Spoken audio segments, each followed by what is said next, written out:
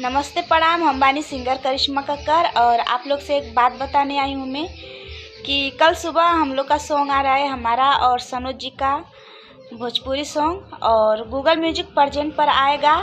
आप लोग से मैं बता रही हूँ कि कल सुबह में आ रहा है और आप लोग जाइए गूगल म्यूजिक प्रेजेंट पर देखिए और हम लोग के सॉन्ग को बहुत सारा प्यार दुलार आशीर्वाद दीजिए कि वो सॉन्ग खूब भागे।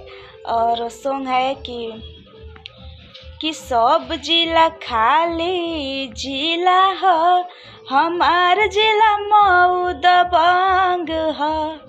कि सब जिला खाली जिला हो, हमार जिला मऊ दबंग हो। ये सॉन्ग है गूगल म्यूजिक प्रेजेंट पर आएगा। आप लोग जाइए, खूब सारा प्यार दुलार आशीर्वाद दीजिए।